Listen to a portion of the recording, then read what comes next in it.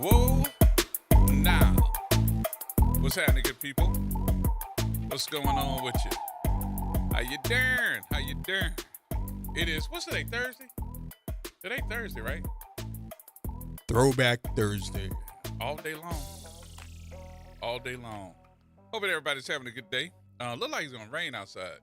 It's feeling Where? that way because the wind's blowing. It got some moisture in the wind. Either that or It got somebody- moisture in the wind? Yeah. You never heard of that before? Why you laughing? Because you know me. Say, bruh. I guess just wanna tell you, same I to guess you. that brings true to the meaning pissing in the wind. Not today. Not today, bro. That's some moisture in the wind. That ain't that. That ain't that. Yeah, so I'm thinking it's probably gonna rain. Don't know yet, but the wind is blowing a little bit harder than usual. A lot of stuff happening in the news. How y'all making out on this second day of the closing of government? The shutdown. The shutdown. Shut them down. Shut them down. Let me stop. That's not funny. I was sitting back and saying to myself, I wonder is that really affecting black folks? Other than the jobs, of course, we have a lot of government jobs. So I wonder is that anything that's really affecting us? And we'll talk about it. Give people a chance to really call in and say what their opinion is of it. Rem Wallace, what's happening? Brother Gerod, I want to let you know we are resilient people. We going to weather the storm.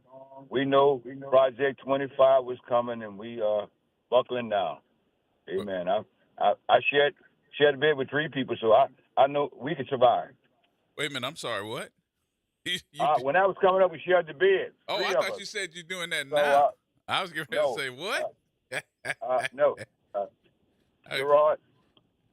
No, Gerard, I am double, triple mad behind this thing with this teacher doing this stuff in Florida to this little child. What do you mean? Did you see that? No. Some teacher sung a song to a little kid on his birthday. It's gone viral. You got to pick it up. It's. I don't want to comment because you're not abreast to it, because I know once you see it, I know you're gonna deal with it. It's just it's a season that these people are racist. They're gonna parade their racist views, and it's sad we live in such a country like that right now. But you can't help it when it's coming from the White House. But that's what we got going. I mean, they can say what they want. I mean, you see what they did to guy Akeem making a thing out of him president. Mm-hmm. You understand? So I mean, monkey see, monkey do. That's what they do. It's open now, and we got some good white brothers and sisters. Don't get me wrong. You got some of them really, really good people, but then you got some of them really on their way to hell. Yeah. I think it'll all Look at come out in the religion. wash at the They'll end of the catch up day. with the guy. They'll catch up with Kirkland, whatever his name is. They'll catch him because that was a racist to his heart. Yes, indeed. Well, I don't know about I'm not certain about the song that you're talking about. I'm gonna have to look it up. You're gonna look it up, bro. You think you mad now? You're gonna be extra mad. And I want to say one thing, Gerard. Get on top of this mirror race because and let people know you don't vote because of some form of politician telling you to vote. Your vote is sacred. Mm-hmm. Vote your conviction. Vote who you think is acceptable to you and who will work in your interest and who's been on the ground for you. That's what you vote for. Yep, I agree. Thank you. All right, Rev. Get my Thank you pork much. chops. You owe me some pork chops now. I'll talk to you later. All right, 504-582-9422 is the number to get in contact with me. We are going to talk about the races that are here. They are, 2 weeks away from the election day. A whole bunch of stuff going on, too. And some of these races you gotta look at and just say, I don't know. But I gotta tell you, I'll say this just because I can. Y'all really need to look at them city council races. I'm telling you, I ain't saying this for nobody else. I'm not trying to make no disclaimer for the radio station. I'm not trying to say that they ain't doing nothing. No, I ain't saying that. I'm telling y'all need to look at them city council races. Y'all think that 2025 is hard because of the new bills and all this stuff that's coming through. Unless somebody really sit down and be willing to change. Just like y'all go to Baton Rouge to get little stupid stuff changed in your favor, unless this council coming up for 2026 is able to go to Baton Rouge along with the mayor, whoever that may be, and tell Governor Landry and all those legislators, all these things that are happening in the state of Louisiana that's going on in New Orleans, we need to sit down and talk about how the split gonna happen. If I'm not mistaken, they were talking at the dais on yesterday on the news about how all these concerts and all this big stuff that was happening, the Super Bowl, and how the state got so much money. And out of all that bull crap that was going on in the city of New Orleans only got $8 million out of 1 trillion, 1 billion, whatever it was. I think it was 1 billion. You trying to tell me that the city of New Orleans only got $8 million?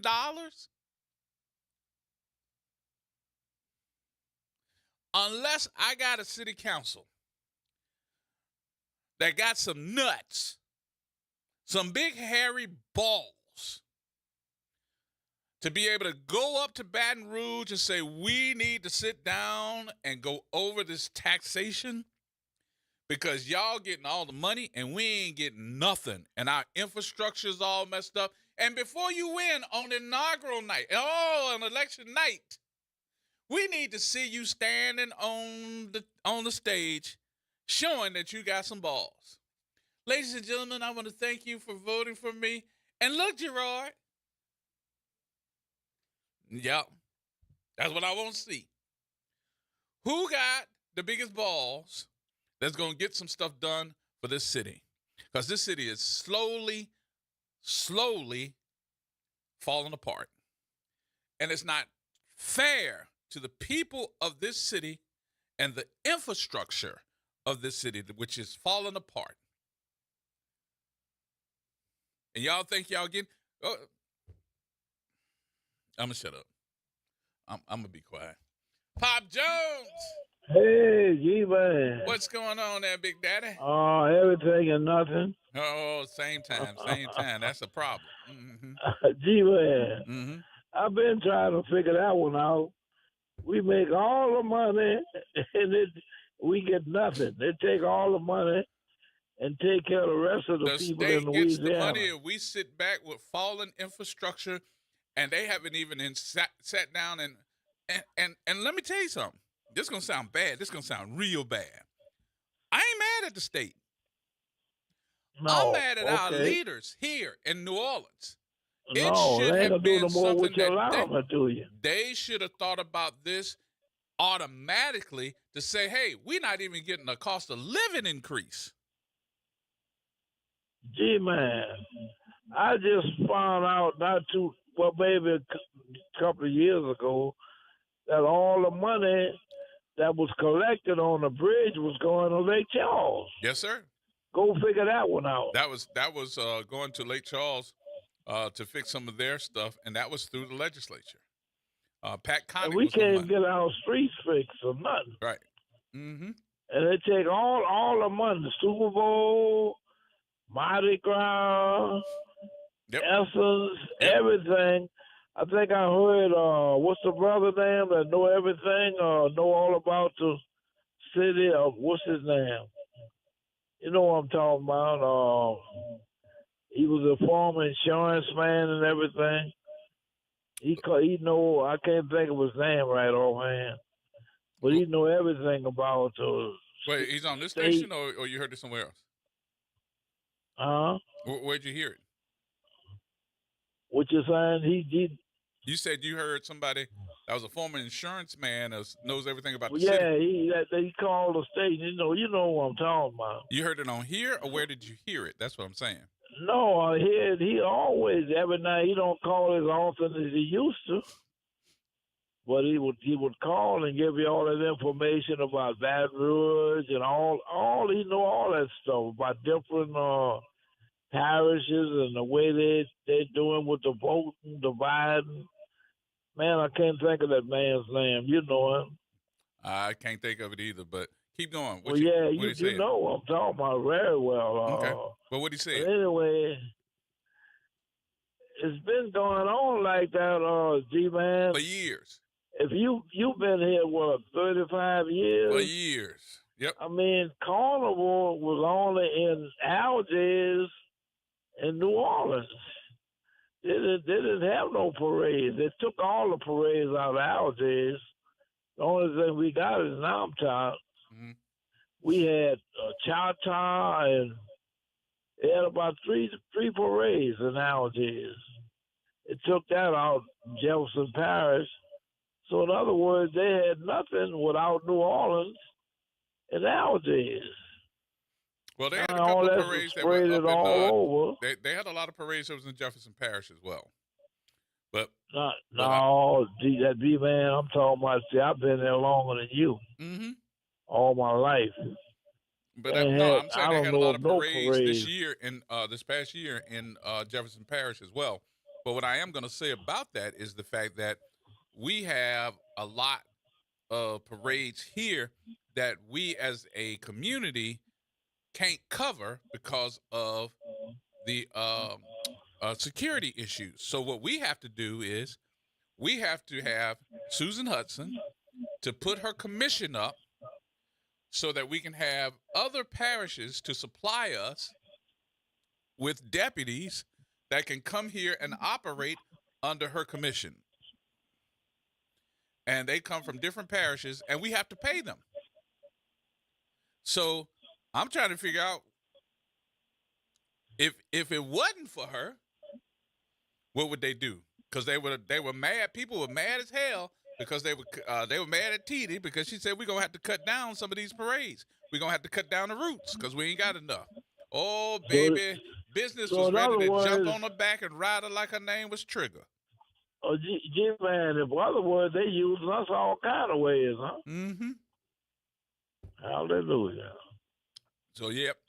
But look, I got to take my break. What can we do about that, G-Man? Well, we're going to come up with something because this ain't over with this budget thing. But I need to take my break. I'm going to talk about it a little bit more.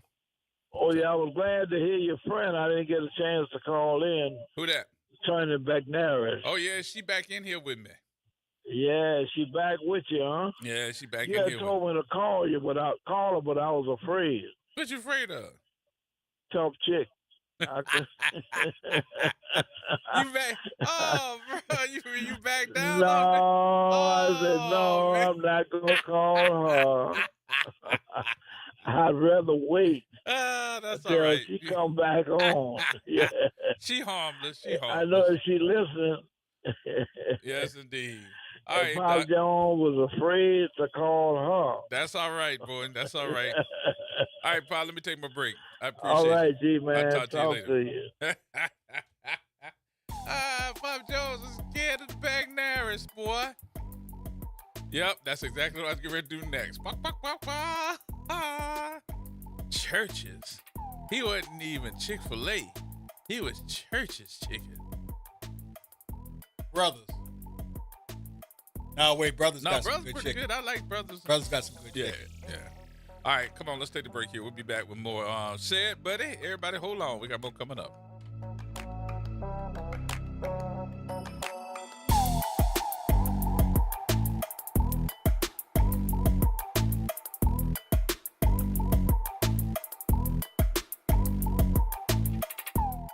New Orleans, are you ready for a voice that says what you're thinking? Who that, you might ask? Arrington Gavin. That's right, I'm your guy, host of The Arrington Gavin Show, giving you so much filled with bold opinions, real conversations, and zero sugarcoating. We're going to be diving into the issues that matter, politics, pop culture, and all the above, unfiltered and unafraid. Catch The Arrington Gavin Show weeknights from 7 p.m. to 8 p.m., Monday through Fridays, right here on WBOK, What New Orleans is Talking About. The New Orleans Jazz and Heritage Foundation is the nonprofit organization that owns the New Orleans Jazz and Heritage Festival presented by Shell. With the funds generated from Jazz Fest, the foundation invests in Louisiana companies through economic development, cultural enrichment, and free educational programs. To learn more about what the New Orleans Jazz and Heritage Foundation does, please visit www.jazzandheritage.org. The National World War II Museum, located in the Warehouse District of New Orleans. The National World War II Museum tells the story of America's experience in the war that changed the world, why it was fought, how it was won, and what it means today. Visit them online at www.nationalww2museum.org for time tickets and safety information. 2517 Bayou Road, Chef Sherman Esteem. You talking about great food, great conversations, and definitely great drinks. We sell hookahs and we run them out. So if you want to have a nice time and smoke your nice hookah, come on down to Nano's Cajun Cuisine and Pastries and have a wonderful time. We will entertain you and we will treat you with happiness and joy. And by the way, on our first and third Saturdays, we always have a block party on Bayou Road. Come and check us out from 9 p.m. to 2 a.m. New Orleans is an easy city to love. It shouldn't be a hard place to live. I'm Matthew Willard, born and raised in Gentilly, proud to carry on my family's tradition of public service. In less than 6 years, I passed 36 bills that made a difference. Now I'm running for City Council at Large Division 1 so we can keep living in the city we love. Safe, affordable, and one that gets the job done. New Orleans, let's make it happen. Paid for by the Matthew Willard Campaign.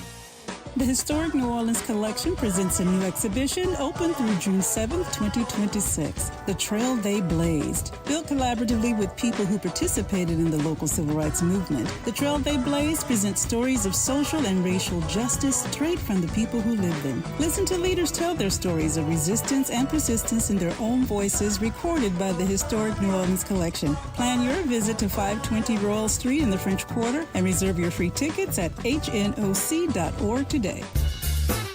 This is Andronika Morris, host of Put Housing First. Join us every Tuesday at 12 o'clock, where we will discuss how housing affects every aspect of our lives and what's necessary, what's needed to guarantee housing for all. Join us every Tuesday at 12 o'clock as we dig down deep onto the issues that affect all of us.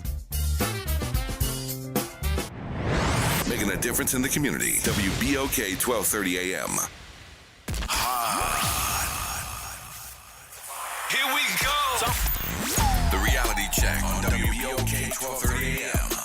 All right, folks, welcome back. Welcome back. Gerard Stevens with you on Thursday. My number 504-582-9422. What you say, share it. Hey, man, you know, earlier you were talking about people using their testicles or their I tell you, man, yesterday, if I could paraphrase Prince Hakeem from Coming to America, the people yesterday with the big oblong bowls were Councilman Thomas and Mayor Cantrell. Mm-hmm. I tell you, to anyone listening, you all ought to go and listen to that meeting yesterday. And if you can look at that budget hearing, and I can give some props out to Councilman, you know, Geruso. But I tell you, the mayor of our city, very, very sharp, very professional. The city people, the CAO, and the people in his office were very sharp on point. And the mayor point blank said, I gave you, me and my administration gave y'all a budget down to the T, yep. And y'all added $70 million to it. Yep. She said, we have to live within our means. And then J.P. Morrell tried to talk about, well, you took a trip that cost $50,000, and the mayor stood up and rebutted him and said that trip was paid for by the United Nations. And then he tried to talk about the city budget, and that's when they found out, they knew about the deficit at the end of December. It was brought to the council's attention in January. Mm-hmm. So JP asked one of the business people, you know, pretty much he said that's when we enacted the travel ban. So the lady from the mayor's administration said, so what we talking about, her travel throughout her term, $1 million? But at the time where you all initiated the travel ban, the travel was $100,000. So you're trying to compare apples to oranges. Oliver Thomas talked about why are we doing all these things if New Orleans business people, which are pretty much African American, are shut out. We need to go back to the state and have a new game plan. Now, Oliver Thomas also talked about, I tried to get everybody into the room, and nobody took nobody bid on it. Nobody wanted to do it. The mayor said, I can step to people, but people have to be willing to step to me, and they have to be respectful as they stepped. Then J.P. Morrell came back and pretty much said it wasn't legal. We couldn't do it. And Oliver Thomas said, well, if you want to know, I'll show you how we did it in the past. Pretty much, if it was legal in the past, why wouldn't it be legal here? And Oliver just came out and said, let's stop with all these, instead of niceties or what have you. Pretty much saying, let's call a spade a spade. Right. Pretty much, who did not want to meet and why? The people need to know. Let's stop running for office and let's start doing what we were elected to do currently. But the mayor did a wonderful job. I think so. And I'm She glad did a that she did a wonderful job. And I'm glad she stood up in front of those folks yesterday and told them, it's only one of me. It's 7 of y'all. And it's 7 of y'all. It's one of me and it's 7 of y'all. Right. And it's something, lastly, Gerard, to hear the former CAO or someone in that office say that the last time that the city council at large member met with the mayor was in 2021. Wow. So whether you like a person or not, you still have to meet with them when you are the number 2 and the number 3 person in office. Then I'm understanding that the last time that Mr. Morrell met with the city council met with the mayor was in 2024. And according to this person, he came to the meeting 15 minutes late, and then 15 minutes into the meeting, he had a tantrum, and he had to go play with Captain America. Yes, indeed. Hey, man, thank you. People, do not be fooled. You still have, I believe, 2 more days to early vote. It is on us to save our city. Don't be fooled. You are correct. Have a good one, man. Thank you, Seth. All right, Mr. Buddy. Hey, how you doing, Gerard? What's going on with you? I watched the whole thing yesterday. Wait, turn 'em up. City councilman. Hold on. And I watched you and Suzette yesterday. You did what? I would say between the city council, Oliver Thomas and J.P. Morrell, and you and Suzette, there was a lot of campaigning going on. There you go. Anyway. Okay. What I wanted to call about the budget, what was, to me, if you go back to 2023, the first thing was the housing thing, 2% of the city budget, annual fund to housing. They passed that. I think you were a cheerleader for that. Mm-hmm. Then also they raised the police officer's salary quite a bit to where they're getting about $50,000 a year. And the city council rolled back the millages on the property tax to make it revenue neutral. And the city council also required all city vendors to pay their employees on a city contract a $15 an hour minimum wage. Mm-hmm. All that raised costs for the city.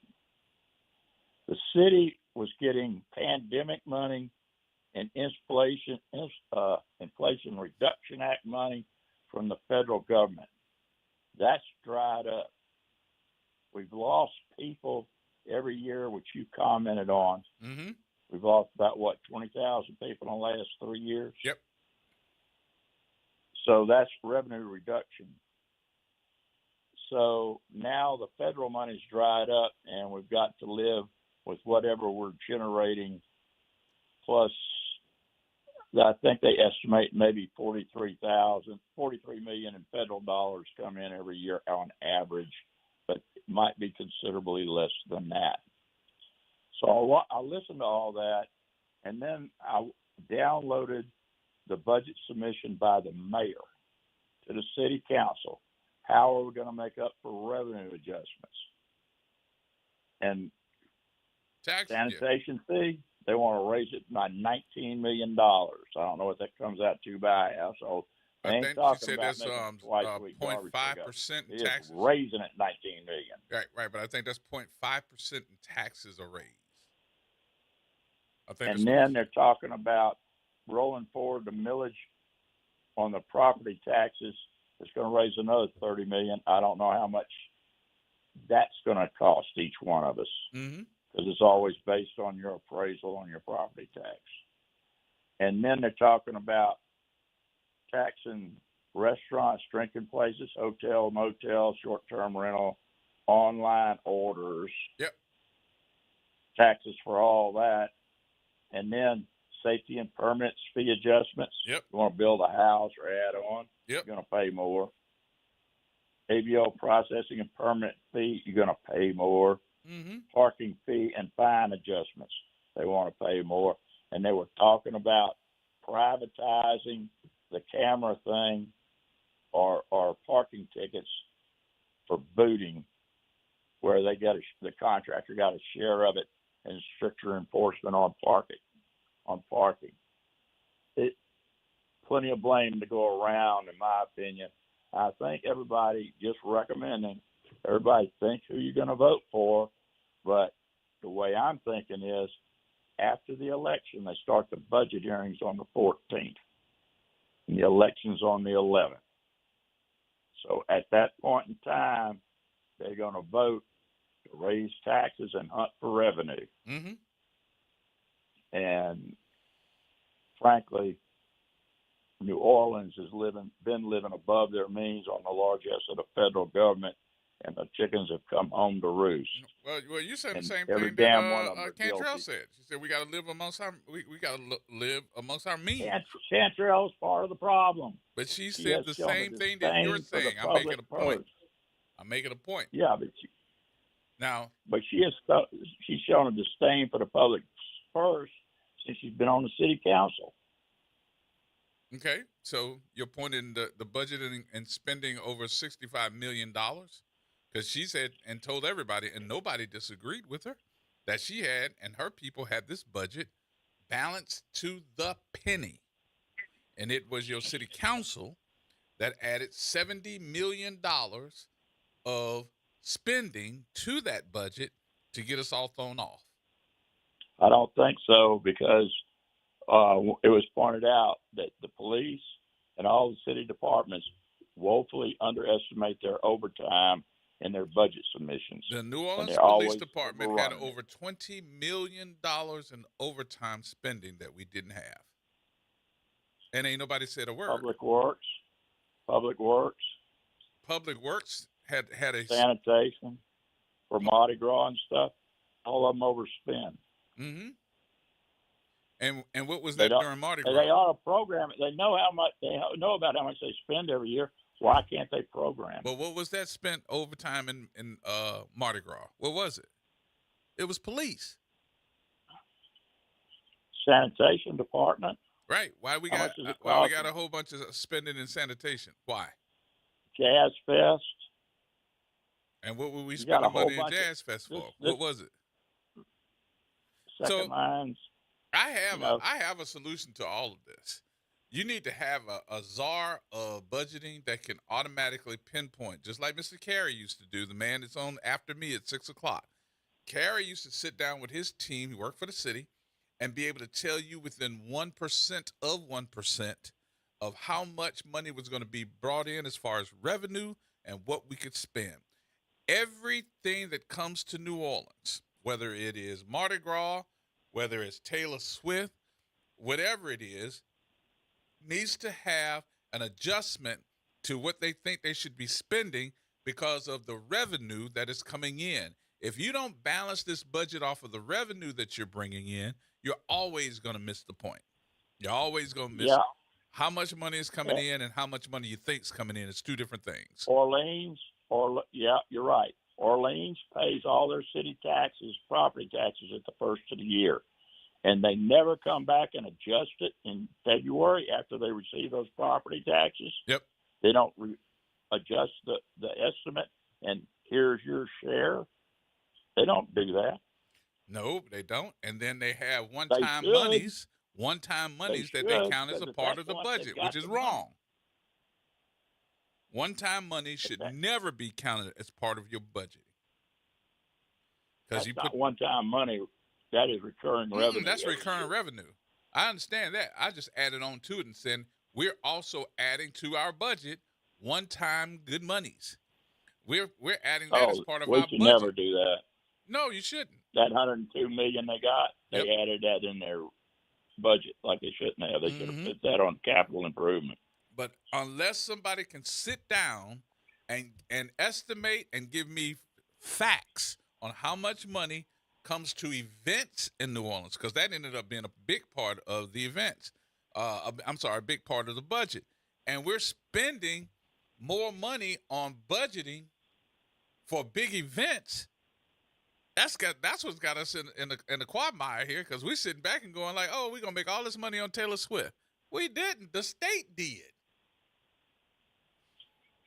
So either way, I think that we're doing it wrong.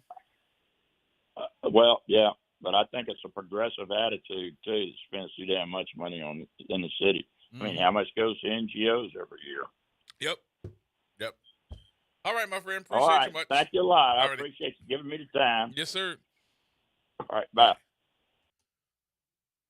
Huh?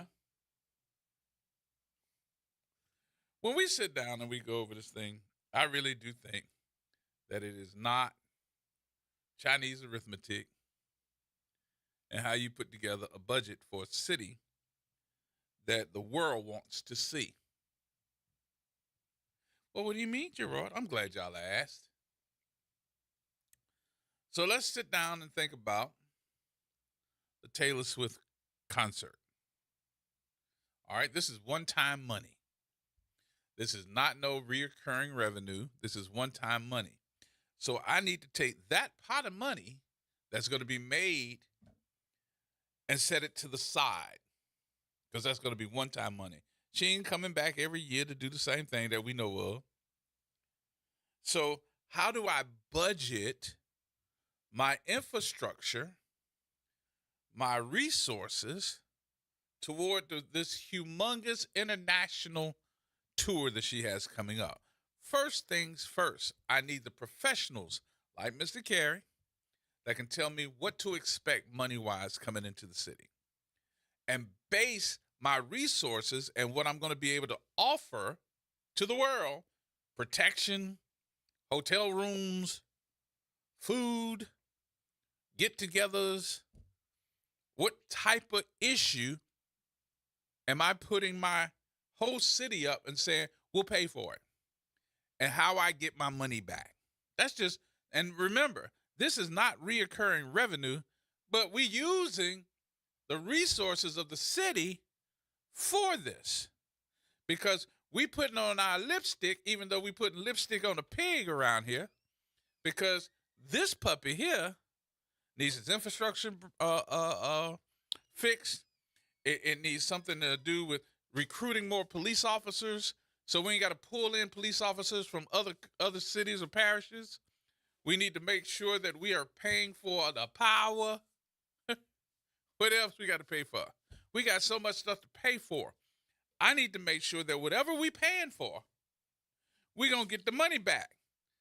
And anybody that's ever ran a corporation before, you know that when you're looking at budgeting, your corporate folks are looking at you and saying, okay, it's cool that you can get the money back that we spent, but there needs to be a profit somewhere in there for us too. I can remember when I would spend a couple of $100,000 at my corporation, they'd be like, yep, you need to bring the money back plus 50%. Oh boy, I was starting to look around and saying, what? I need to make a profit on this? And they'd be like, yup, but first you need to bring our money back, and you need to make 50% on top of it. So whatever I spent, I don't care if it was $2. I had to bring that $2 back plus $1 extra. Now imagine you talking about somebody that's going to spend several $100,000. They got to bring that money back, and they got to bring at least 50% of that couple of $100,000. If we did it that way, more than likely, we'd make sure we had our money in place, especially on a rainy day. What happened to the rainy day fund? Okay. Now you think about something else. What are we getting out of city services that we should be getting out of city services? Are you getting your money's worth? Or are you paying too much for those city services? Well, what city services could you be talking about, Gerod? I'm glad y'all asked. How about if we started with the trash contracts? How about if we started talking about the trash contracts? Are we paying too much for them? Are we paying and getting our money's worth? Are we paying too much for them for a medium market city? And we've got, at least 3 trash contracts? At least 3? I know we got the French Quarter contract, we got the Algiers contract, and we have the East contract, so it's 4. So actually it's 5. I think it's 5. I think it's, well, why do you think it's 5, Gerard? Because it's not just the pickup. It's not just the people that you got to pick up. It's also where you have to dump. So if you dump all that trash in a landfill, that's a contract. They ain't coming to get nothing. You bringing the trash to them. That's a contract. But don't think that the trash contracts are the largest contracts that the city has. It is not. Actually, it's nowhere near it. But I'm just giving you a full example. Are you getting your money's worth? I know the French Quarter is. Oh, baby, they getting a limited fresh smell. What does it smell like in the East? What does it smell like in Mid-City? What does it smell like uptown? What does it smell like in Algiers? Are we getting the same type of return? And they get services every day. Well, that's the mecca of, well, you can call it that, but is it fair? Especially when you're talking about services that all of us have to pay for. That's not just the people that live in the French Quarter money. That's all the city's money from wherever you live as they put those contracts together. We got to take a break. Yeah. All right. We want to smell like lemon pledge. Huh? We want to smell like lemon pledge. That's what your deodorant smells like, lemon pledge. Lemon pledge. I was going to get you, but we are on the air. I was really going to get you. More coming up, folks. We got to take a break here. We'll come back.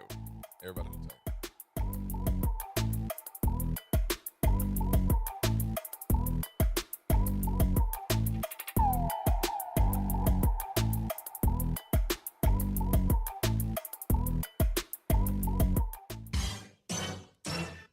Hey, this is D. Riley from the 90s Hits R&B Jams. Make sure you listen to WBOK 1230 AM every Saturday night from 7 until 9 p.m. I'll be giving you the best R&B jams from the 90s. That's right, all your favorites and more. With me, D. Riley, your host of the 90s Hits, right here on WBOK 1230 AM, or listen online at WBOK1230.com. WBOK, the station you listen to longer. Tired of the impersonal, one-size-fit-all style of banking? You deserve a bank that delivers exceptional service and personalized attention to your needs. That's the Home Bank Standard. Since 1908, Home Bank has been a trusted financial partner for businesses and families because we go the extra mile to help you reach your goals. See for yourself why Home Bank is good for business, good for life. Stop by any New Orleans area location or find out more at home24bank.com. Home Bank, member FDIC. Hi, this is Arnie Filko. Let's elevate every Tuesday through Thursday from 6 to 7 o'clock p.m. as we discuss the community, the country, and the world, from politics to current events to sports. We look forward to your input and continuing the quality programming on your community station, WBOK. Join Carrie and I every Tuesday through Thursday, 6 to 7 o'clock p.m. on Elevated Conversations, the Arnie and Carrie Show. See you soon.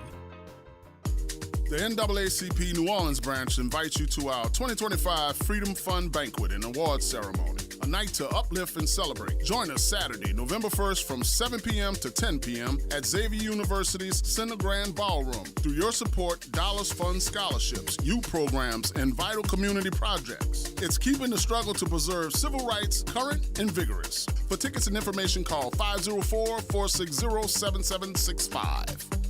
From Gentilly to New Orleans East, WBOK is what New Orleans is talking about. WBOK. Here we go. The reality check on WBOK 1230 AM. All right, folks, welcome back. 504-582-9422 is my number. T-Bone. Good evening. What's happening, y'all? What's happening? What's going on with you? You know, G, I appreciate the fact you actually told us that you originally from North Carolina, North Cackalack, but you've been here long enough to be considered a native. And I'm glad that the last point you made about the budget you made. Simple and plain. This has always been the case and always been something that has always irked me, and I mean irked me, about this city, the way that it's ran business down here, the way that it pays its bills down here. And I've said this plenty of times. How we drove the biggest parties on the planet. Then they come out and say, we made X amount of millions on Mardi Gras, on the Sugar Bowl, on the Super Bowl, on this, that, and the third. And I always ask the same thing. I'm not no accountant. Far be it for me to say that I should be doing the books of the city of New Orleans. However, I do know that you should be turning a profit if you've invested so much and got back so much. Minus that should be your profit, right? Mm-hmm. But this city always cries broke and never turns a true profit. I think at some point they heard me or somebody else complain about it, and they finally stopped talking about how much money they made on Mardi Gras based upon the trash they picked up. But it's a sad testimony that since I was a kid, I remember them doing that on the news every year. Every year. They talk about the amount of trash, the pounds and tonnage of trash they picked up from Mardi Gras is how they measure how much money they've made on Mardi Gras. And it's sad because it's never a small amount. Mm-mm. When they told that up. But then the following week, you can't get a pothole fixed. You have a light going out here, a light going out there. You have the city council and the mayor, whoever it is at that time, physically in office as an individual, fussing about the budget. That was my biggest gripe with this city council. Because you sat up there, you got mad with the mayor, supposedly, because she was having all these trips to do business for New Orleans. But no business has come to New Orleans since you shut her down. And by the same token, you're going to do the same thing if one of y'all become mayor. the same damn thing. You're going to go have your little business trips, your business lunches, dinners, whatever. I'm talking about you, Helena Moreno, because I already know you already got your book set up soon as you win. See, and it really irks me when people say, well, why you want to leave New Orleans? It's the ass backwardness of how this city has been run for decades. Mm-hmm. This is the stuff that makes people leave. Governor Landry, you're not doing nothing better, bro. Mm-hmm. Look how I said it, bruh. But I want to put you're something. You're not doing it better. I want to put something in a perspective, though, and that is, how much does it cost for the city of New Orleans? Which I don't think that any of us really know. How much? And that's does the it thing; cost? they've never released that actual number. But listen to me. What was our margin? You know what I'm saying? T-Bone, listen. I want to know how much it costs to have Mardi Gras. Yes. From the city's perspective, how much money do we have budgeted for Mardi Gras? Mm-hmm. Do we know how much money we have budgeted for Mardi Gras? Then, how do we recoup that money and 50%? So, if we're talking about the budget for Mardi Gras is $200-300 million. Let's say $250 million. If we're doing, well, I say 200. If we're doing $200 million in monies to go toward Mardi Gras, then we should, during Mardi Gras, be able to recoup that money back with taxes and plus 50%, which would be another $100 million. So if I invest 200, right, I should be receiving back 300. Right, to turn a profit.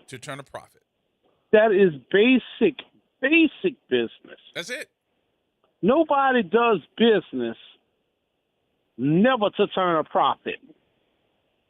I told a manager of mine this one time when I was ready to quit the job because I wasn't making any more money on the job. Mm-hmm. When most people start a business, their business has a shelf life of 2 to 3 years.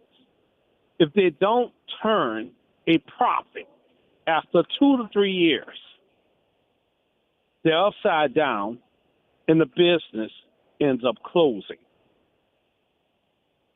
Let me repeat that for those of you that sit up there and say, oh, well, she will see with that don't make a difference.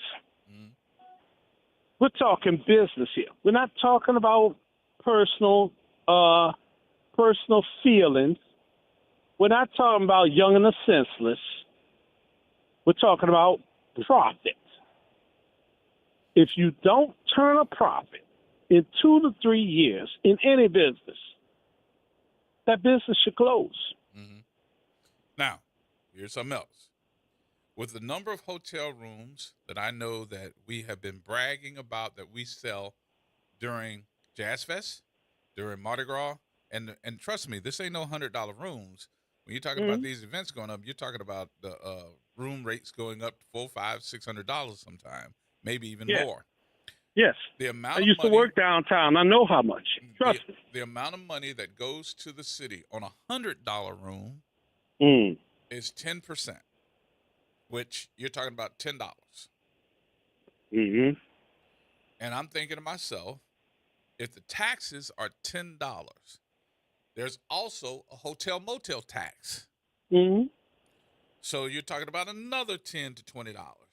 Mm-hmm. The number of dollars that goes to the city of New Orleans out of that hotel motel tax is $1.25. I think that is outrageous, number one. And then number two, that has been here so long, I am so surprised that none of our officials have gone back to the state and said, that ain't even a cost of living increase. And check this out. All businesses do this, right? This is going to happen when those tariffs actually hit. That's another subject for another day. But think about this a second. when you know your costs are going to go up as a business on your inventory, what do? You mark everything up. Mm-hmm. Why? Because you know you're about to get the hit. And why? You're trying to get that profit back. But you can't take the taxes up as far as what's being charged by the city. It's legislation. You just got to get the legislation changed. No, but as a city, you can try to encourage, let me say it that way, encourage those hotels and restaurants. To do what? To mark up to get their profit, or do some profit sharing with them to make them want to increase things. You understand? But you have to do these things as a business acumen in order to turn a profit. But I'm telling you, T-Bone, their rates already go up. Whenever there is a big issue going on in the city, the hotel rates go up. They get to keep that money. We don't get anything extra from that. Why? Because the state gets most of it, right? The state gets most of it, and then we also have a motel hotel tax that is put forth by the legislation by the state of Louisiana. Yeah. That's and why I'm ridiculous. saying it's amazing to me that we have not put our foot down and said we're going to go to Baton Rouge to get this legislation so we don't have to have to ask you all for nothing. We should be able to do our own issues as far as our infrastructure is concerned, as far as our budgets are concerned, because people want to come to New Orleans. I don't see them breaking down the door trying to go to Ville Platte. Well, see, this the part where I dig in my wallet, I pull out my membership card for the Conspiracy Theorist membership. Let me slap it on a table right quick. Right. I'm just telling you, it got to be somebody with some balls. It got to be somebody with some balls. For decades, it has always been that way. And you know why? The power shadow elite has made their money off of businesses that way and off the state that way. And they put the people that are in Baton Rouge in office. That's how this has been. That's why it's as backways. Yeah. This small elite percentage continues to profit that way. Mm-hmm. So why should they change it?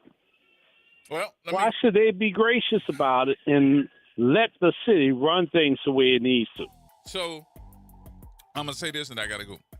Yeah, me too. One of the first things I ought to do is make everybody understand in Baton Rouge that we can't continuously have these events that everybody loves all over the world if we can't get no more money. Mardi Gras is canceled until we sit down and start working to get our money from the state. But then you have the pushback that the mayor got during COVID. It's all right. See, it's a double-edged sword, really. Yeah, I just had to cut somebody. Yeah, see? And that's what happens. Yep. That's all right. It's a vicious cycle, brother. But you're right. You're right about the budget part. You really are. All right, T-Bone. I'll holler. All right, y'all. All right, y'all. We got to take a break here. We got news coming up, and we'll come back with more of your telephone calls. 504-582-9422.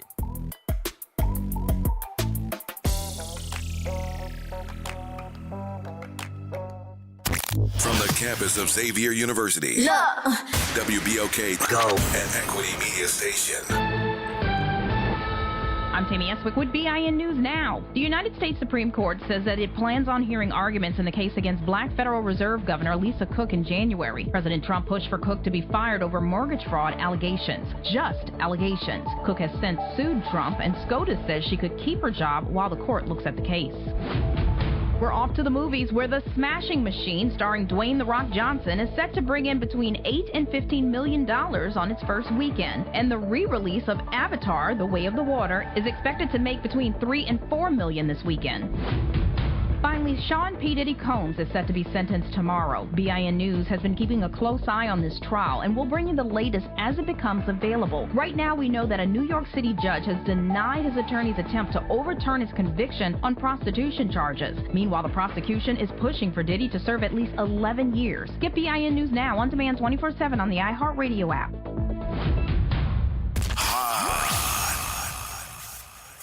Here we go. The Reality Check on WBOK 1230 AM. All right, folks, welcome back. Bro, you heard Tammy? You heard Tammy? She sound good. For those who don't know, that's one of our homegirls that just did the National Black Information Network News. Yep. That's Tammy Eswick. And Donna are good friends. Yeah, she live out in the East. I saw her last Tuesday. Driving around. For some reason, I always used to run into her at Winn-Dixie. I always run into it at PJ's. At PJ's on Reed. That's where I ran into her. And that's why last time I saw her. She was going through the drive-through at PJ's on Reed. Tammy Eswick on the national news, doing the national. Go ahead on with your bad self. Yes, indeed. All right, Galloway. What's going on, brother Gerod? How you doing, man? Oh man, I'm just hanging in here trying to be a little, I guess, more smarter than some of these other folks we see. Hey man, well I know who you ain't smarter than. Who that? Reggie Art. What? Look, I couldn't stop laughing. This man made a whole video of the young brother that you had on that I told you to protect, right? Mm-hmm. He made a whole video about this young man supposedly getting out of the car with Royce Duplessis to go into WBOK studio. Yeah. I couldn't stop laughing. Are you that obsessed with this man? Something going. That dude's getting kind of weird, man. I ain't playing. And I got a question for you. Mm-hmm. Why is it Helena Moreno and JP Morrell only take pictures with black people on their social media page? That's something to make you go hum, don't it? Because sure to me it does. No, that's JP. I wanted you to see it. I want other black people to see it. Man, come on, man. The voting block for New Orleans is black. I need all of y'all to see it. Man, I told them both of them, your photo ops don't work with me. Stop it. And look, somebody made a cartoon of Red Bottoms. Somebody made a like a South Park cartoon. It is hilarious. Yeah, they're getting creative. I'm not going to lie. They're getting creative. I need some of them laughs. And now they're doing like the dolls. It's almost like dolls, animated dolls. I think that's AI. I guess that's what it is. But they're making dolls out of different memes and stuff. It is so funny. It's hilarious. Hilarious. Yeah. Now, this morning, I normally don't get to listen to the morning show. But I got to listen to it this morning. Mm-hmm. And shout out, I don't know the preacher name, but shout out to that preacher who put Troy feet to the fire about why he support Helena. Troy hit a remix. I thought he was about to do the Jubilee Hour, how he was trying to dance around that question. He went to I said, oh, twerk something if you're real with it. I was like, man, answer the question. Yes, he couldn't answer the first person. It took him another person to ask the question, and he gave the same reason that Cedric Richmond has gave. Mm-hmm. Well, she went to Washington and asked for money, and we trust her with the money. I'm like, bro, is this a script that y'all reading that she gave y'all? Might be talking points. Might be talking points. I couldn't sell my soul for that, man. You know, when you were talking about different events and stuff, and you know the World Cup is coming to the United States next week, right? And I tried to explain to people that when the World Cup, you host the World Cup, it makes the Super Bowl look like pennies. Yep, you're right. And I tried to, and I was so upset when New Orleans fell out of the bid. And I'm like, this would have solved a lot of problems. I've been to 2 World Cups, one in Germany, one in South Africa. But I can't say that it would have solved a lot of problems because I don't think the budgeting and what's being asked of the budgeting is doing what it should do. There's nothing wrong with a city like ours that the whole world wants an invitation to come to because we know how to do big events. I give that to New Orleans. New Orleans knows how to do big events, and everything during that big event is right beside it. If you go to the Superdome, it's in walking distance of downtown. Downtown, walking distance of Bourbon Street. Your hotels on that beaten path. Everything is put together so that you can go to see all the events, everything you want to see in that same corridor. What's not, to me, being put in perspective is I don't hear the revenue that needs to be made by the city as a conversation piece amongst the people that have some type of boots on the ground with it. Somebody has to do something except charging all the people the taxes, the fees, and all the other stuff that goes on. What about naming rights? What about big corporate businesses that want to be a part of it? You all keep giving all these different entities of the NFL, you giving them what they want, and they want all the naming rights. They want everything. We have opened up the door and say, here you go, take it all. But we need to be able to tell them too, hey, you can't have everything. We need to be able to get some corporate businesses in here that want to be able to work with New Orleans. And first of all, that's going to give us revenue for the event.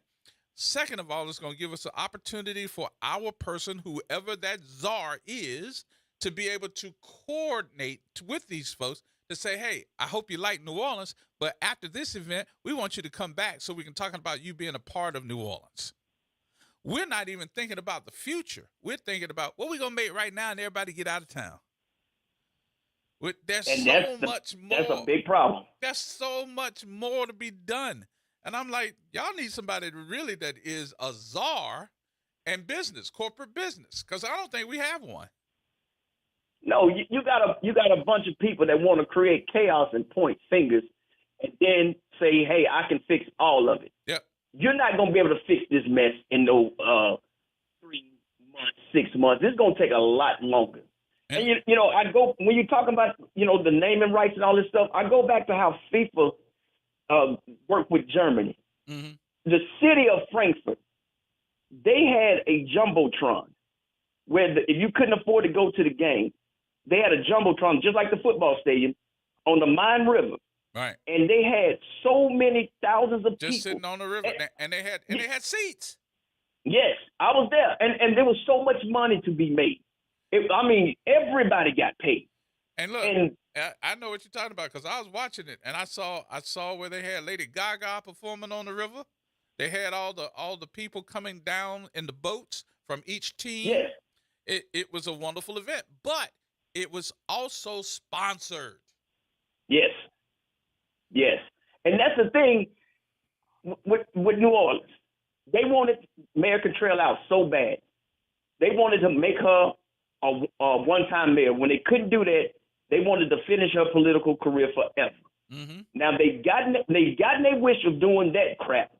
Now what's next? Like you say, what's next? Yep. Now you got a whole mess to fix. You got to realize whoever wins, nobody is gonna sit there and say we're gonna put 100% of our trust behind you. Right. We looking at all y'all crazy now. But but there's not been, Galloway, there has not been a conversation about sponsorship, those folks that know how to put these different things together. Hell, I know it ain't in the city of New Orleans, right? You know why I know it ain't right? Look at Essence last year. This year. Look at Essence. Yeah. The sponsorship with Essence was half-assed. The number of things that were being done with Essence, half-assed. They had to fire the CEO. It was horrible. The Solomon Group has been running the entertainment for the last 12 years. Yep. And ain't been the same. Ain't been the same. And I sit there and argue with them people months before. I said, are y'all really working with local businesses? Nope. And then I finally got in touch with them. And then they got rid of those folks like Gina Montana, the cultural bearers of the city. They don't know nothing about New Orleans, but you got rid of Gina Montana. You got Gina Charbonnet that's been a part of it. They got rid of them, fired them. Yes, for no reason. They couldn't tell you why. Nope. And listen, Essence, I'm going to tell you this. It was somebody in Essence that when they broke down how the Solomon Group works and stuff, when they go into Orleans, they don't have an idea. Only thing they really know about is the Superdome, the Convention Center, and Bourbon Street. I don't know too that's much the about only thing that's the only thing they know about. And they don't know too much about the Superdome because they charge you a ticket to get into the Superdome, and this year wanted to charge you another ticket so you can go in for the luxury lounge. Yeah. Yep. And I told them, I said, y'all are destroying an event that really, really brings a lot. I always tell people, black folks got a lot of money. We just choose to spend it when we want to. And it looked really bad when you have such a whirlwind star like a Stephanie Mills that sits down and takes the time to write a letter to you to tell you you did it half-ass and y'all messed up my show. Yeah. How'd that make you feel? I told him this, out of all the S's that I've been to, I said, that has to be the worst. Right. It was just so horrible. And you had the local black-owned businesses that had been working with S's 2 or 3 days before. Hey, I'm no longer. They get an email or a phone call and say, S is no longer working with you. So why aren't we throwing our own festivals during the time that we have these big events in New Orleans? If I've got the Super Bowl, Sugar Bowl, I should be able to have an event, a festival with Mardi Gras Indians, so everybody can make some money. Because so long these men have been taken advantage of with the people with the long lenses, photo lenses, taking pictures of them, publishing them in books, and they ain't getting a dime. It should have been a long time ago that we should be putting stuff together to say we're going to sell tickets to our festivals during the Super Bowl, during the Sugar Bowl, during the Essence stuff, so we can sit there and say we are putting our own folks on point so that everybody can see what this is all about. I went to Hawaii, and even though that I paid for a package, and that package was, you get to go take a tour, you stay at this one, you go to a luau, da-da-da-da. The folks of Hawaii, those natives, they threw their own luau's, they threw their own feasts where they take the pig and put it in the ground, and you sit around and you look. Next thing you know, that pig is roasting. They had the men on stage dancing with the fires, the ladies coming out and doing the hula luau and all this other stuff, but that was theirs. The folks with the hotels, the people with the hotels, they just wanted you to come and stay. And, Brother Gerard, I'm glad you said something about these folks taking pictures. They're not only taking pictures of our culture, they're doing videos now. Yep. And they're going back and reselling these videos, whether it's TikTok or Instagram, whatever, and they're making money. I keep telling folks, whether you're a Mardi Gras Indian or you're a Second Line Club, put a middle finger up. Yep. Do not let these folks take your pictures. I mean, I've seen some cameramen with 4 or 5 cameras. Yep. And I'm like, them cameras are not cheap. Nope. But I asked them, I said, do y'all give any money back to these people? Nothing. And they nothing. They just walk off. Yep. That's why if I'm there, I'd be rude as possible to them. Not because of their skin color, it's because you exploiting people and not saying, you know what, whatever social aid and pleasure club, here go you $1,000 or whatever, because I know I'm about to make. You got some of these artists, photographers been coming for years, right? Making books. I've seen them. Mm-hmm. That's why I was like, how did you get these people's permission to take these pictures? So, all they can say is you in a public space. So y'all be careful with that. So with all the stuff that I think that we could come up with, and listen, me not even being a native, I'm coming up with the stuff that I know that somebody that is a native could come up with a whole bunch of other stuff that I know nothing about. And if they can do that, why aren't we bringing people in the community to the table? Every single time that we have a national or international event in this city, we seem to leave the locals out, or if they in, we get rid of them. AE, Gina Montana, and Gina Charbonnet. Because they can bring that to the table. Go ahead. Well, I would be at the Treme Fest, and I know the Treme Fest is on Treme Fest. Mm-hmm. And when I see them people out there, I'm going to either tell them to pay or leave. Mm. Now, if you don't want to leave, I'm going to tell the folks that they taking pictures, tell these folks you got to pay me. Because I'm sick and tired of that, man. You exploit the culture. You go around, and I know that thing, Moreno, going to be out there looking for a vote or two. But I got something to tell her. I just need to know, what was your blood alcohol content when you hit that person? Yes, indeed. Have a good day, Gerard. I'll holler at you. Hi, Galloway. Oh, Lord. Hey, Miss P. Miss P? Yes, Gerard, I'm here. How are you? I'm good. I'm enjoying the conversation. I just want to add a little something to the conversation as a local, and maybe you haven't thought about it, or maybe you would consider. Okay. As far as raising revenue for the city, we have contractors that are coming in and out of our city every day. They are awarded 30, 40, 100, $200 million contracts doing work in our city. One of the things is like the canal on the drainage canal on the newest one that I know of is on General de Gaulle. Mm-hmm. And it's a sewage and water board. It's a sealer project, all right? Mm-hmm. So this is a company not from New Orleans. It's from Louisiana, but they're not from New Orleans. Usually when they're awarded these contracts, they're supposed to employ a percentage of the people that live in the community in which the contract is being being awarded. Right. All right? And the other thing is, why don't we charge these contractors $1 a day, a commuter tax? Their people are driving in. You can look at these license plates. Mm-hmm. You've got Florida to Texas. Mm-hmm. And Mississippi and whatever. Why aren't we charging them commuter tax? They are tearing up our streets with heavy equipment that's being trucked in all day long, every day. So let me answer the question for you. All right. If you go back and listen, remember something. I wasn't here during this time, so I'm actually repeating something that I already asked.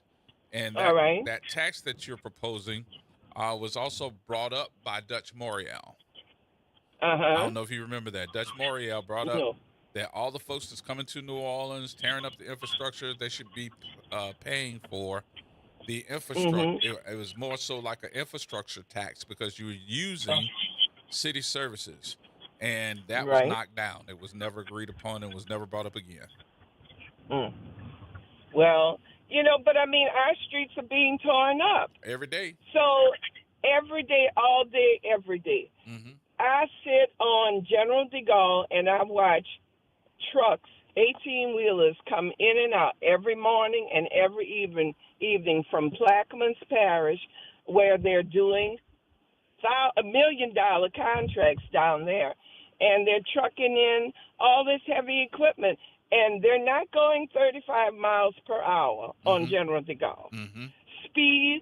Speed will tear up a street.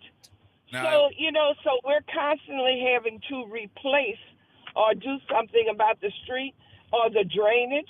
I mean, the streets, you're in Algiers all the time. I hear you on the radio, so you're familiar with Algiers. Mm-hmm. And look at the streets that are all broken. That's because the pipes under the ground are broken. Why? Because of the heavy equipment that's being trafficked all day, every day, Gerard. I know. And look, I worked on a project on Jefferson Avenue. That was a 4-year project where they put in a covered drainage canal. Mm-hmm. We had a rebar company that came in from Mississippi, millions of dollars came in. You know what their people did? They brought in a peanut butter and jelly sandwich for the breakfast. They had a can of Vienna sausages, crackers, and a sweet tea. They bought everything in Mississippi, and so they didn't have to buy anything in New Orleans. And the man told me that. Wow. We go home, and we take our money to Walmart in Mississippi, and we buy our lunch for the week. So in other words, they're making money, and they're taking it back to Mississippi. Mm-hmm. Nothing stays here in New Orleans. Why? Because nobody talks about it. Nobody, the city council or the whoever, doesn't enforce that. You know what I mean? So, they're talking about taxing us more for living here. What about people that work here, get paid, get our money, and then they go away? They go somewhere else, enrich their own communities. Mm-hmm. So one of the things I think that has to be done with the contracting of New Orleans is that there's got to be some type of force behind it, because a lot of those contracts also have what they call beautification. There has to be something done. If you're going to work on the city, just don't do the work, but leave a mark in your work, meaning that you need to be able to do something to help beautify, whether it's shrubbery, whether you're doing some type of landscaping, something of that sort to help beautify the city. And I just don't think that a lot of that is being done. And even the drainage issues, I think that, we're talking about 68,000 drainage tops that need to be taken off, and somebody need to get the gook out of the catch basins. So I just think that instead of trying to contract all these different companies with these vacuum trucks, we got men, and I'm gonna say women too, but I'm talking mostly to men, and I don't want to sound chauvinist, that can probably dig out all that gook in that daggone drainage thing, have it spick and clean. And I'm trying to figure out why we're not trying to hire some of our own folks instead of trying to get these vacuum trucks to get all that junk out. And you know what else they can do? See, like on the parade routes, you know how they have the gutter, they have the stuff that goes on gutters so that the leaves won't go into the gutters and clog. Why can't we have some kind of grate or fencing or whatever, grate or something that goes over the catch basins? If I can so that if I can all do it for your those gutters, leaves, I ought to be able to do it for the grates here in the city. Thank you. So. Thank you. Drainage is drainage. Water's going down. Water's being collected. There you go. And then all you have to do is sweep that up, they do come back with the street sweepers, and just sweep it up. And it's not going in the drain, going down the drain and clogging it up. There you go. I wish I knew, somebody that could make these kinds of things. I'd be a millionaire. You and I both. As much stuff as we have invented, it wouldn't be impossible. So. Right. All right, Ms. B, Right. thank you But very anyway, much. that was my 2 cents for the day. I got it. You gave it, and I'm going to give you some change because you gave me 5 cents here. Thank you so much. Thank you, dear. Bye-bye. Appreciate you. Bye-bye. All right, we got more coming up, y'all. We got to take a break.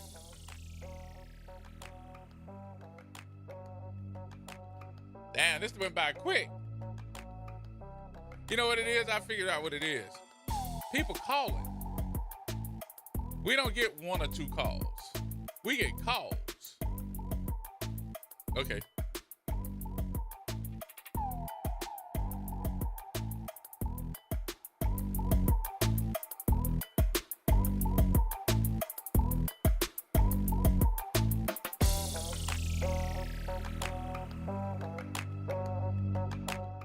This is the Bloomberg Black Business Beat, brought to you by Lowe's. Kofi Bruce stepped into his role as Chief Financial Officer at General Mills in February 2020, just 1 month before the pandemic reshaped the world. That experience was a crash course for Bruce in navigating both expected and unexpected challenges. He spoke to Bloomberg about how he found a way through one big stumbling block for General Mills, steering the company through inflation without passing costs on the consumers. If we do our job right and we're driving productivity, that takes some of the sting out, because that's costs that we don't have passed back, certainly ultimately to the consumer. But the other job is to make sure that if we've got consumers that are looking for value, that we're hitting them with the right promotions and the right incentives, as well as we've got pack sizes to kind of meet their price point expectations. That's a big part of the job. Kofi Bruce is an executive sponsor of General Mills' Black Champions Network. I'm Bloomberg's Justin Milliner on the Black Business Beat. Lowe's knows you've got a job to do, and we help get it done. With the MyLowe's Pro Rewards program, eligible members save more with volume discounts on qualifying orders through a quote of $2,000 or more. Join for free today. Lowe's, we help, you save. Offer can't be combined with any other discount, contract, and/or special pricing. Exclusions, more terms, and restrictions apply. Details at lowes.com/terms. Subject to change. Working as a dedicated Fidelity advisor, I always ask, what's important to you? I'll look at those priorities and goals alongside your full financial picture to build a comprehensive plan designed to help grow and protect your wealth. With proactive portfolio insights and an eye on taxes, I'm here to help you make the most of your money. I'm Laura Maxwell, and I'm a dedicated Fidelity advisor. Learn more at fidelity.com/wealth. Investment minimums apply. Fidelity Brokerage Services, LLC, member NYSE, SIPC. I'm David Patan Sr., owner of Whole Water and Food Over Medicine Academy, coach, consultant, and instructor. We're excited about our 21-day challenge. Stop, prevent, and reverse disease today. Cholesterol, diabetes type 2, high blood pressure, along with chronic illnesses and diseases. We believe that the gift of wellness is the greatest gift, and for $30 per month, $1 a day, you could have this gift for you and your family. I'm Phyllis Washington, and I've benefited with health and weight loss. For your gift of $30, healing and wellness can be yours. Call 504-701-4711. That's 504-701-4711. The Whole Water Store. See you at 2135 Washington Avenue today.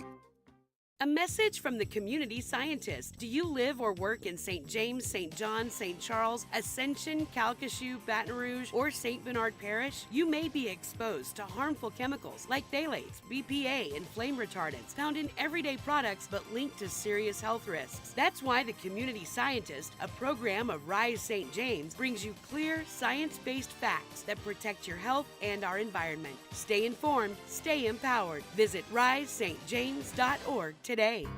Hi, this is Cary Grant. Let's elevate every Tuesday through Thursday from 6 to 7 p.m. as we discuss the community, the country, and the world, from politics to current events and sports. We look forward to your input and continuing the quality programming on your community station, WBOK. Join us every Tuesday through Thursday, 6 to 7 p.m. on Elevated Conversations, the Arnie and Cary Show. Making a difference in the community. WBOK 1230 AM. Here we go. The reality check on WBOK 1230 AM. All right, folks, welcome back. Welcome back. Just about 5:30, about 5:28 right now. Coming up today at 6, the Arnie and Cary Show. The best of is going to be on at 6 o'clock. So you'll get a chance to hear one of the past or a couple of the shows from the past, and you'll get a chance to see what you missed. So make sure you check it out. That is at 6 o'clock right here on WBOK. As I listen to you all, and I want everybody to understand, I do listen to the majority of the things that you say. And the reason why is because even though I'm a talk show host, I don't know everything. I really don't. And I'm not going to sit up here and lie to you and tell you that I do. Might sound like I know something, but you'd be surprised on some of the stuff that I don't know. And I think it is very interesting that I want to take that attitude of listening to the people that have ideas and be able to tell the powers that be, you all should listen to some of the things that these folks are saying, your constituents are saying. The reason I think that they should listen to what you all are saying, some of the stuff that I'm hearing today, I would call alternative measures. Does that make sense to you? Alternative than charging me another yin-yang of dollar bills coming out of my pocket to pay for you all's mistakes. Oh, what you said, Gerod? You better get on out of here talking like that. I say it. I want to make sure that our constituents that are coming up with these great ideas, all of them can't work. I know that. But some of them, what I'm hearing today, is just some alternatives. Instead of charging me another yin-yang of monies to fix what's already broken. And maybe if we try to introduce some of these new measures, it would take the burden off of you all, because y'all get ready to become the bad guys if you're not already the bad guy, like Red Bottoms and all of them. Yeah, I said it, and I meant what I said. I don't like that Negro at all. Oh. At all. At all? At all. Geritol. No. He pissed me off. He know he did. Now, I told him to his face, too. A couple other things to his face. He ain't like it. I don't care. But I'm telling you all that there's got to be some other measures than trying to come up with instant money by charging us millions of dollars. Because it looks like to me, even in this scenario, and I hope that this can be fixed, that the rich keeps getting rich and the poor keeps digging deeper in their pockets to make the rich get rich. I ain't saying the poor keep getting poor. I'm saying the rich keep getting rich, and the folks that are trying to survive are digging deeper in their pockets to try to make things work. Does that make sense to you? I think that we can do better, because somebody with an innovative mind has got to come up with something different than taxation. Taxation, already we got people that feel like they don't have representation because of the much taxation that they have to pay just to be a part of the game, just to live here. And that's a damn shame if you feel that way. Miss Tamika? Hey, Mr. Gerod, how you doing? Good. How you doing? I'm doing great. I am doing great. I'm listening, and I know you don't like to mention Red Bottom's name, but when I call, I'm sorry, I gotta say it. I will never understand how J.P. Morrell still has a job. I think it was a waste of time, the years that he has served. And even Helena Moreno. Even, I recently saw a commercial where they wanted to, it almost reminded me of the Brady Bunch. They had these 6 people who they felt were, I guess, the best choice to match Helena Moreno. And for each person that was running for whatever it is that they're running for. And I said, well, when they started doing this, I didn't realize that, you can put at least 6 people in the squares and basically, vote for these six or 7 people. Yeah. I'll say his name, and I hope everyone that's listening will pay attention. This man, he has been in office, in his position. What has he done? What has he done? What has And I will say, I always go back to my last time I called. I gave Miss Helena Moreno her props. I appreciated seeing her on the news, fighting for different things in New Orleans East when it came to the Willows. But I will tell you, listening to the debate on the radio station the other morning, that knocked it out the park for me. And I heard a few other callers today, even this morning as I'm riding in, the same question that I had. Now, I will say I was a little upset because I called in. You guys wasn't able to, well, you wasn't on the morning show, but they couldn't take my call because I had questions for each of those gentlemen that showed up, and I'm so appreciative that they did. Because you know what that said to me? That said to me that you're not cocky. You're not feeling like you got this in the bag. You still are calling in to find out what person have I not reached yet? Who have I not reached? Who can listen to me and the ideas that I have to turn the city around? And, I appreciated that. I did not appreciate that she did not come. I just as I heard Congressman this morning, because he said that's the person that he's endorsed. And like he mentioned, a caller had a question. Why didn't she show? No, he could not answer that question. That's not his wife. They're not talking about it before, decisions are made. He just made his endorsement for his reason. But a lot of callers had that question. Why didn't she show? There were I have not been able to make it to the forums.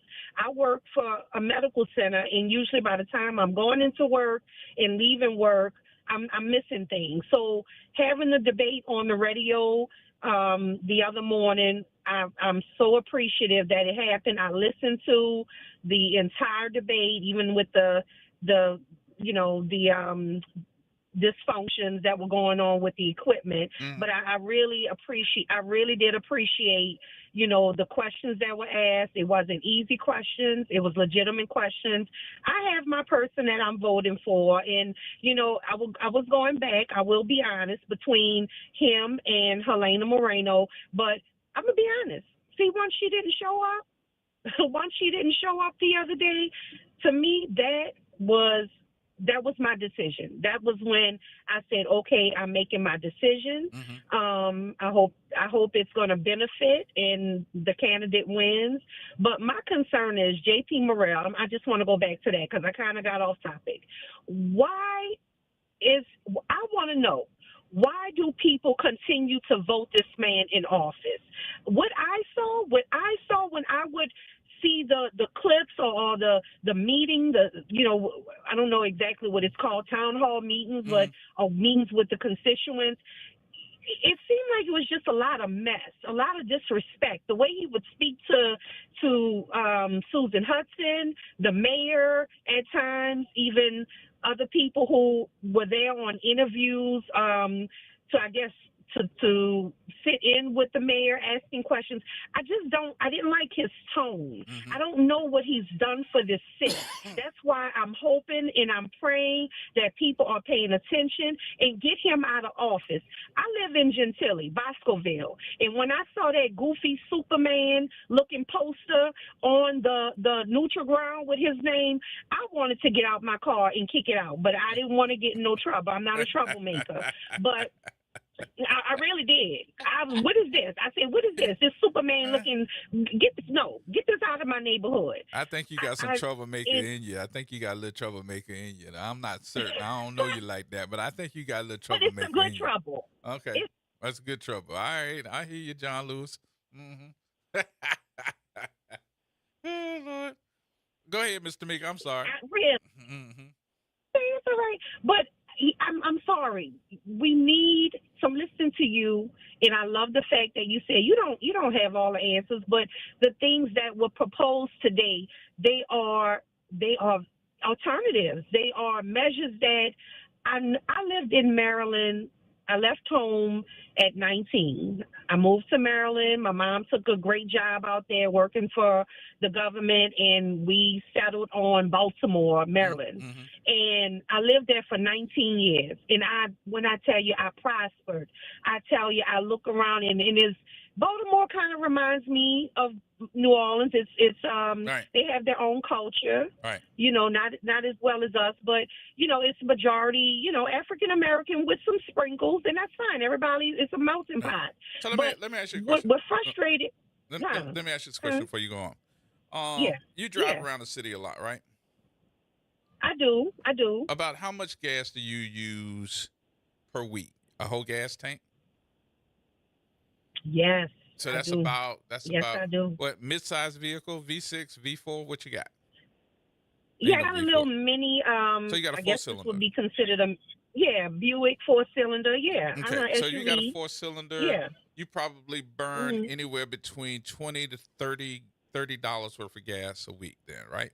Yes, that's it. You got it. Okay. Yes. So that's it. your cost, what you look for as far as gas is concerned, how much money do you look for when you go to the gas tank? I'm asking you for a reason. I'm getting to it though. Yeah. If you go to the gas tank, what do you look for as far as dollar bills and how much you pay per gallon? So is it $2.50, $2.75, $3? What you look for when you say, "Oh, I got to get some gas"? Yeah. Or do you don't care? You just looking $2.75, $2.70. About $2.75. Yeah. Sometimes every once in a while I may find a $2.60, but $2.75. Okay, so how about if I was your legislator, and I'm looking for another taxation without everybody feeling the taxation?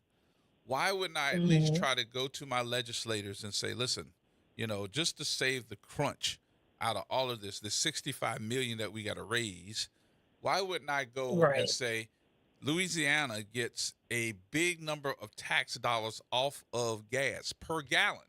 So if you're paying $2.75, the state of Louisiana is getting at least 16 cents of that money per gallon. And I don't think a lot of us realize it. So the next time you go to the gas tank, look at that gas tank. You're going to see a blue sticker on that window. That is to let you know that it is regulated by the state of Louisiana. Why wouldn't I go and say, look, Governor, let's go ahead on and put another 2 cents. They ain't going to kill nobody. Just put another 2 cents on it so that we can raise 2 cents per gallon to help with our budget or help with the road costs. Absolutely. Yes. 2 cents ain't going to kill nobody. But everybody gets a gallon of gas for a car, unless you got electric. Right. Unless you got electric. But ain't too many people driving around in electric cars in the city. Right. You know. So we that would love would to. be We would love to, but we can't. but that would be I agree. I don't think that it would kill anybody because gas fluctuates per gallon per week. But that $2 is something that's going to stay up on that gallon. That's right. Anyway. Yeah. So why wouldn't I try to introduce that from a state level? Yeah. From a state level, yes. To help us with our infrastructure. I agree. Right. Because as the last caller mentioned, and I see it every day, all day, as I'm traveling from Metairie back to Gentilly to Metairie. I see so many cars between Mississippi, Florida, Alabama. I mean, you know, and hey, listen, I understand maybe they don't have the work where they live, you know, so they gotta pay their bills and take care of their families too. But as the caller and you mentioned, why not have some, you know, these companies that are coming here and that are building and like you mentioned, you know, different business owners that have come down here to start businesses. Why not offer the jobs to the locals? You know, why not? Why is it that we are struggling to survive in a city that we make up the majority and everyone loves the culture? So let me answer that question for you. I don't get it. But let me answer that question for you. One of the things I think we do, pardon my French, but I think we do a piss poor job. And that is we don't really involve as much of our universities and folks that will offer you some type of workforce program in that university.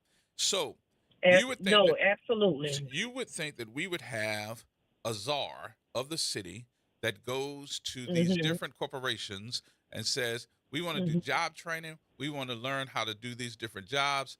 We want to have the workforce ready for you when you build. We got enough buildings here that we could convert them to whatever we wanted to because they just sitting there dormant, letting somebody put graffiti all on side of them.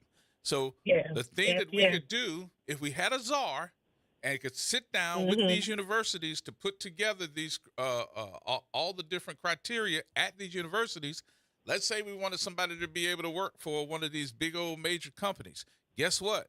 We're going to teach the curriculum at these universities because we have prepared now and we got your workforce ready to go by the time you already build your place and get here. All they got to do is walk out one door and then walk in the plant by you, and we got them working. That makes so much sense. And I'm going to tell you, living in Maryland is done like what you just mentioned. Yep. A lot of cities and states are doing that. Yeah. You know, we do it in Louisiana. We do it in Louisiana. We just don't do it here. The Goodyear plant, all the way like going toward Houston. They got a Goodyear tire plant out there. They do it. Wow. So they do it in Chalmette. That's how they get their workers over there at the gas plant. Of course they do. Of course. So why we don't? Of course they do. Yeah. We should, and we need to not settle for anything less going forward. Yep. You know, I came back home for a reason. The reason I came back home is not just because my parents are getting up there and I wanted to spend years with them, you know, but I came back because the education and what I saw that brought me or allowed me to stay in those places, I wanted to come back home and see my city prosper just as though as if I was in Baltimore, Maryland. I got you. All right, Ms. Tamika, So, I got to take my break. I thank appreciate the you. call. Thank you so much here. All right. You're got more welcome. coming Have up, a good y'all. evening. You too, my dear. All right. More coming up, y'all. Everybody hold tight.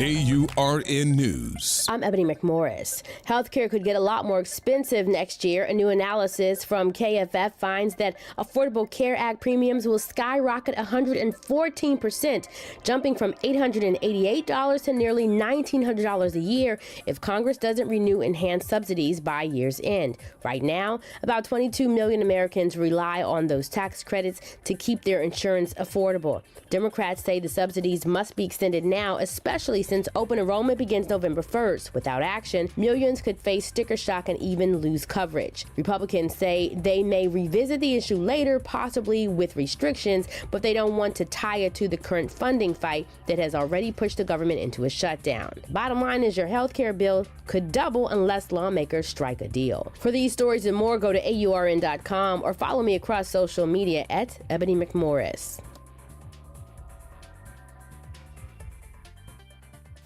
It's Off the Top with Norman Robinson on WBOK 1230 AM. I was talking with Lieutenant General Russell Honore the other day to get his take on the move by Secretary of Defense Pete Hegseth and the President, who ordered 800 senior U.S. military leaders to Washington, D.C. for an unusual and unprecedented group meeting. These high-ranking men and women were flown in from all around the world, leaving their command posts for a mandatory meeting, which, as it turns out, according to General Honore, could have just as easily been held via teleconference or simply shared by email. I watched the presentation by Hegseth and Trump in utter amazement. I was particularly troubled by Hegseth's suggestion that people of color were promoted on the basis of race and women were promoted based on their gender. That statement comes as no surprise, though, considering some 12 high-ranking military leaders have been fired since February, among them the Joint Chief of Staff Chairman General C.Q. Brown, a black man, and Chief of Naval Operations Admiral Lisa Franchetti, a woman. Need I say more? Honore questions the notion that these people were fired because they were unqualified. The generals and admirals in the audience, with decades of experience, are the most highly trained and accomplished military leaders in the world, which cannot be said of Defense Secretary Pete Hegseth, who only achieved the rank of major in the National Guard. He has not served a senior role in the military. He has no prior government experience. He has no record of national security policy, and he has never led a large organization, unlike the last 10 secretaries of defense. So, compared to the resumes of the senior military leaders in the room to whom he was lecturing, Hegseth doesn't amount to a pimple on a gnat's ass. As for the message from President Trump, which drew backlash from several retired military commanders, he suggested that perhaps some of the so-called troubled cities in the country could be used as military training grounds. Critics are calling Trump out for attempting to politicize the military in an effort to further his domestic agenda. Moreover, the president is flirting with the Constitution, in which the Founding Fathers never intended for the military to serve a political party. It is therefore established to be nonpartisan and directed at foreign enemies and not American citizens. The meeting was a waste of taxpayer money when the president knew full well we were headed for a government shutdown, and it was an insult to our top uniformed officers. So, before the president considers more ill-informed and politically motivated military moves, we pray that our military leaders remember their oath is to the U.S. Constitution, not the president. This is Norman Robinson, Off the Top. Hi, I'm I'm Leo Jackson, host of Sunday Gospel here every Sunday morning, 5 a.m. to 7 p.m. and 12 o'clock till 2 p.m. You don't want to miss this move of God. It happens only on WBOK. You listen to all day long. It's a family affair at the Gentilly Fest, October 10th through 12th. Located in Punta Train Park, 5701 Press Drive. Admission is free. Get your Gentilly Fest VIP experience, including complimentary food, drink, seating near the stage, and a parking pass. Taste delicious food, art, and crafts with host Malik Mingo. Live music from Frank Richard of Chocolate Milk, James Andrews, Ladies of Soul, Michelle Cook, Naja Kojo, and Sharon Martin, DJ Captain Chicky Charles, and the one and only 803 Fresh. Boots on the ground. For more information, visit GentillyFestival.com. Sponsored by Louisiana Feed Your Soul and NOTCF. The National Fried Chicken Festival, presented by Raising Cane's, is bringing beats out to the NOLA Lakefront with an all-star music lineup on October 4th and 5th. Get ready for 20 hours of nonstop entertainment with epic performances from Lloyd, Blanco Brown, Young Jock, The Sugar Hill Gang, Tucker, Chopper, Flatboy Giz, and many more. This is one party you won't want to miss. Get your tickets now at friedchickenfestival.com. You're invited to step back into New Orleans history for Community Day at the Dewdrop Inn with Tulane University's Special Collections, presented by the Primo Memorial Series. Saturday, October 18th from 12 to 2 p.m. Celebrate the Dewdrop Inn legacy with a live musical show. Enjoy a brunch buffet and explore archival materials. Free admission, but space is limited. For more information, visit library.tulane.edu/Dewdrop Community Day. Looking to join an organization that is committed to help promote economic development in New Orleans East? Look no further. The Greater New Orleans East Business Alliance is a member-based nonprofit organization made up of business owners and local professionals united for the purpose to promote business development in Eastern New Orleans. If you want to become a member, call us at 504-957-3568. Vote for Kenneth Cutno. On Saturday, October 11th, a vote for Kenneth Cutno is a vote for lower energy bills, lower sewage and water board rates, affordable housing, decreased crime, and a higher citizen wage. Vote Kenneth Cutno, number 31. For City Council at Large, Division 2, vote Kenneth Cutno. This measure has been approved by Kenneth Cutno. WBOK. Online at WBOK1230.com. Here we go. The Reality Check on WBOK 1230 AM.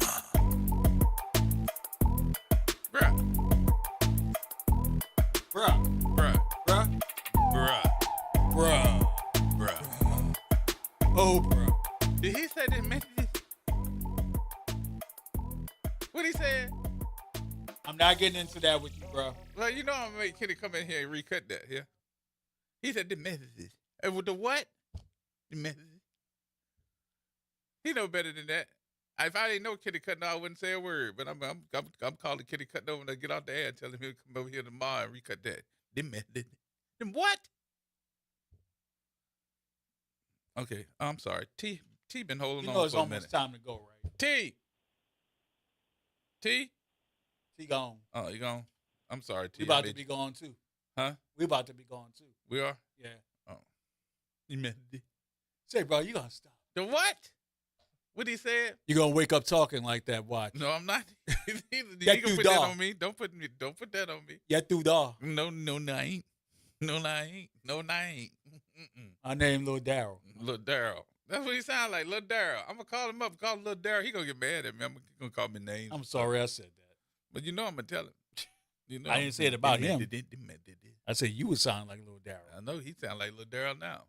I'm gonna call him up. He gonna answer the phone. Hello, I'm gonna say Lil Daryl. Congratulations to the New Orleans Tribune, who I think does a great job with putting together a list of folks who they believe can make the city go forward.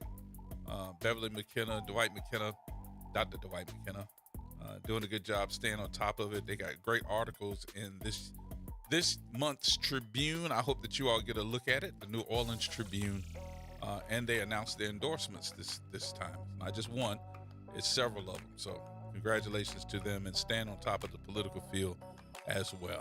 Take a look at it. This month's the New Orleans Tribune. All right.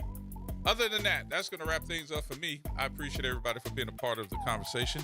We will see you on tomorrow to kick off the weekend. You still got a couple of more days of early voting. If you have not, make sure that you do it tomorrow and Saturday, the final day. I'll see you on tomorrow to kick off the weekend right here on